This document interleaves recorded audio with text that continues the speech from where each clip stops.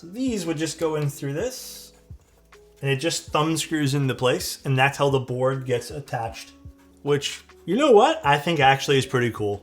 This is not everyone's cup of tea. I think it's really cool. It also has a little screen on the bottom over here, which can be gimmicky, but hey, you know what? I'm here for this. It's about 400 bucks.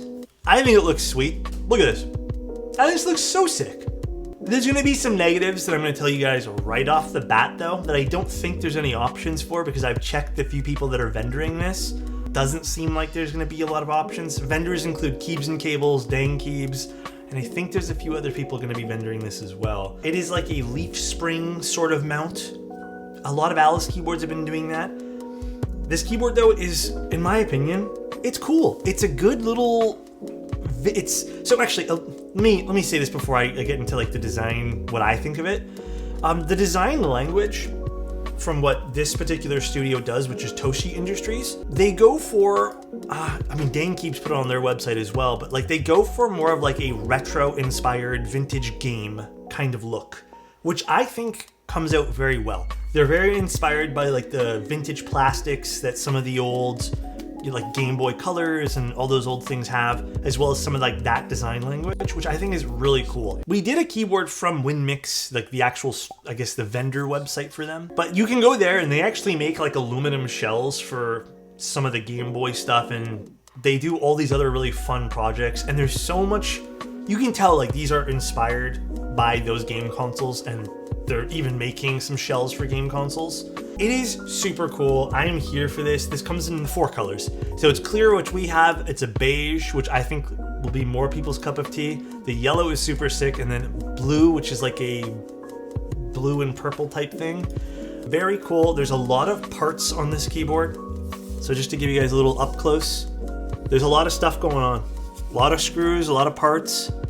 So I think the $400 price tag, it's gonna make a lot of sense. The quality of the polycarb over here is fantastic. So the plastic quality is great. The pieces all look great too. And then again, we have a bunch of different parts here, which makes for a really cool bottom. I really like this. And then even the back has a little bit of a flare to it. Here's the side profile.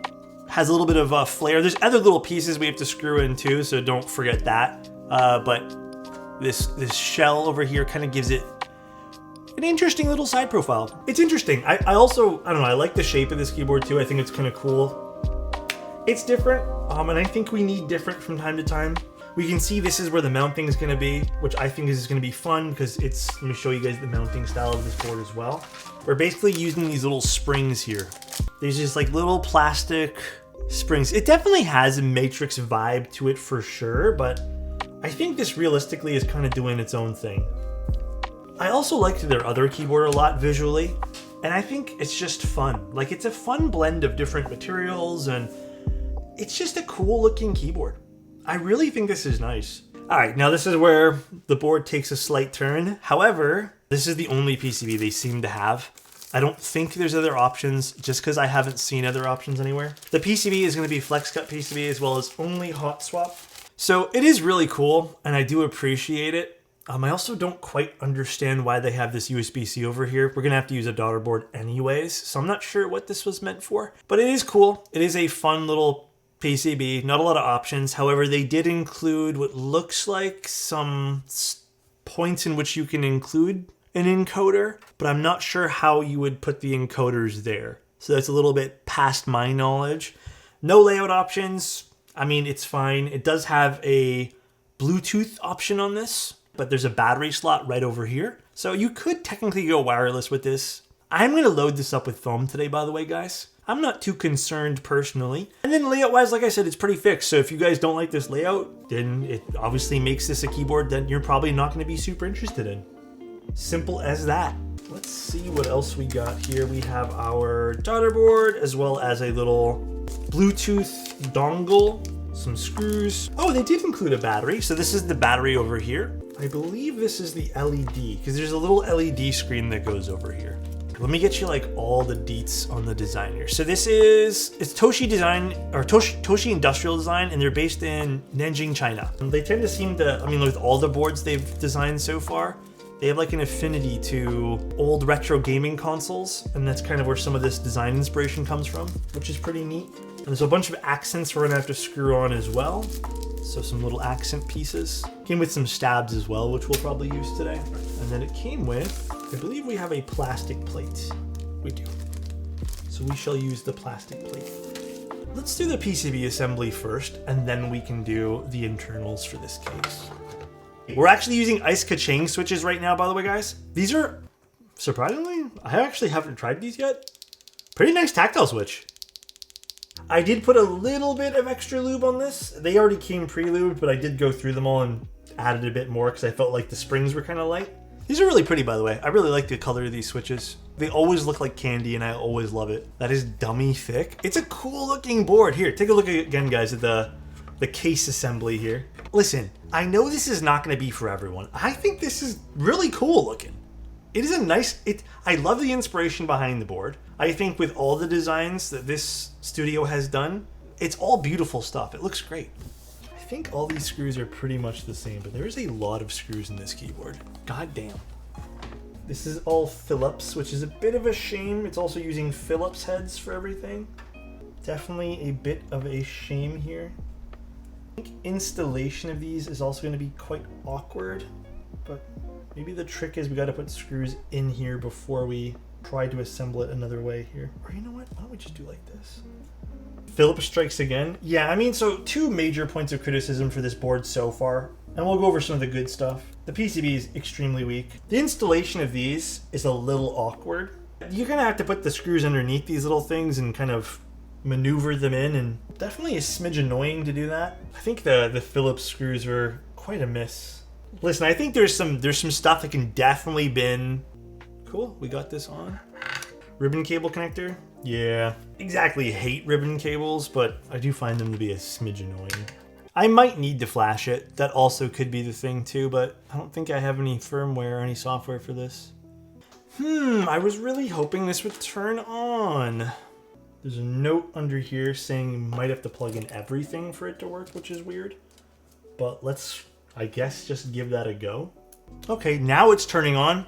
I guess the instructions were right. You need to turn on you need to plug this into. Interesting, for this to all activate. So let's put this in here. That's nice. It's gonna like friction fit in.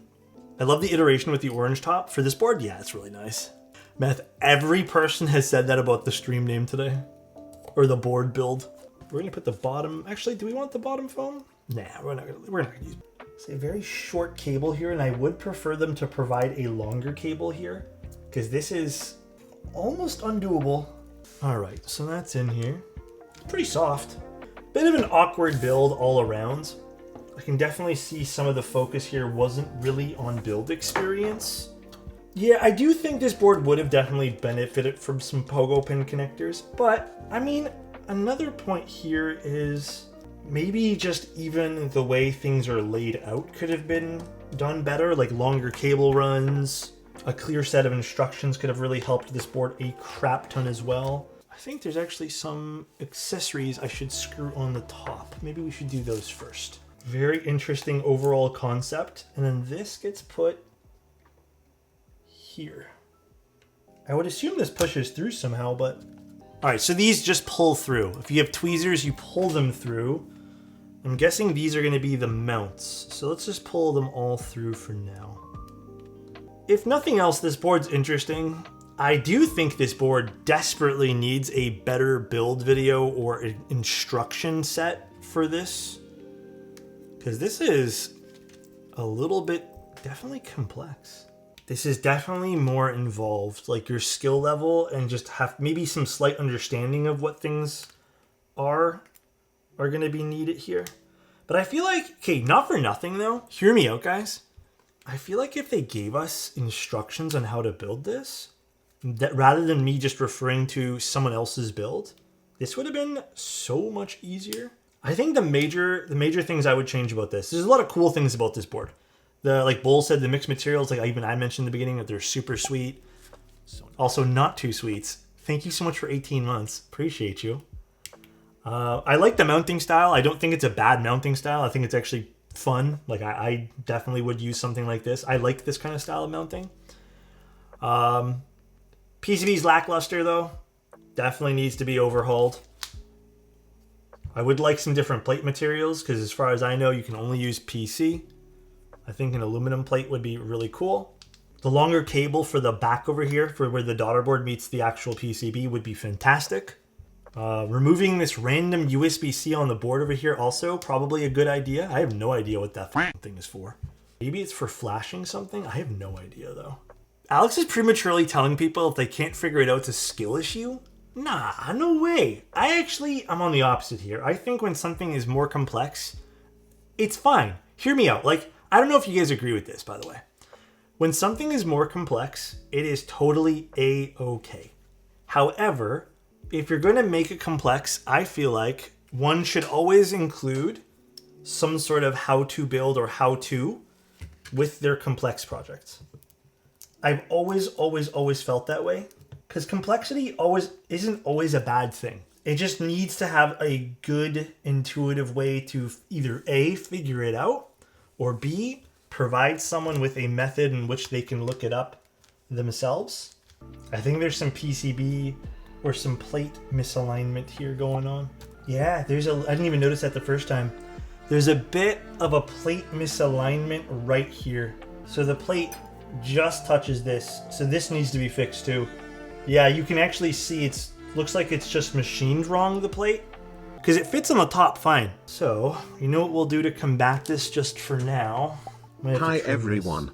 Just got home and my alexotos t-shirts were waiting for me. Hey. They're super soft and with a decent weight to them, but I was looking for the lipstick mark where Alex kissed them and there were none. Damn, I'm so sorry, Gurn. I don't know if this was done in error because it doesn't seem like the other person had this issue. Alright, now I can put the top case on. Feeling less mixed on the build experience and more so feeling a bit disappointed in the overall build experience. But to get back to the board though, the way you would screw this in is by using these little, basically like these little thumb screws on the side. So these would just go in through this and it just thumb screws into place and that's how the board gets attached. Which, you know what? I think actually is pretty cool. That's neat. Yeah, I think this is cool. This is actually like seamless. This is the only part that feels super seamless about this. Everything else feels too involved. Okay, so this is separate from the keyboard. These are Milky Way, and I have not used Milky Way caps in a long time. Simply because I was not a big fan of the Milky Way keycap quality. So we shall see. You know what? Pretty fun looking keyboard. Dude, that sounded terrible. I'm so sorry. Shall we see what this sounds like?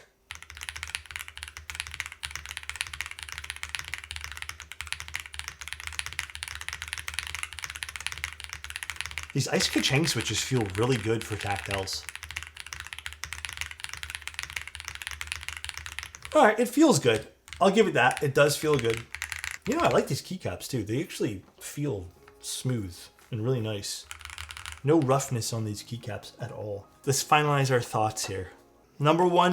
Absolute number one thing that needs to get looked at. Plate file needs correcting. That is basically where the plate, we had to trim it because it was touching the rest of the case. That is a complete objective no-no. Number 2 on the list, I think the ribbon cable lengths, primarily the one attaching the daughter board to the main PCB. Number 3 on the list, PCB compatibility and just PCB in general. So this includes things like the flex cuts. I'd like options. It's not a huge like objective thing, but options never hurt. I also think including things like PCB mount. Stabilizer holes are huge, and I don't know why that was overlooked. Again, something very much that you can criticize about this board, and I think there's room for that. I don't even think there's a need for ribbon cables here. I think just regular GST cables would have made a lot more sense and felt more secure. If they really want to dive in deep, pogo pin connectors would have been excellent for this board. Build experience, a build guide would have been absolutely excellent, and I think that could have really helped with the overall build. Now, some positives about the board, it looks great. I think the board does have a lot of charm and a lot of fun to it. The screen is a nice little touch on this. I think it's kind of unique and cute for this particular layout. You don't really see that too often, so I'll give it to the screen. The screen's pretty cool here. And then the next thing I would say that actually works really well is the mounting system here. It feels really good, actually. Mounting system feels good. I also really like the way that they've kind of implemented these fasteners over here. Yeah, the thumb screws are actually holding the board in place, which I thought was really interesting. Price point is very high on this board. It's 400 bucks. There is a lot of pieces to this. For that price point though, I wish the PCB at the very least was just more diverse. See you guys and good night.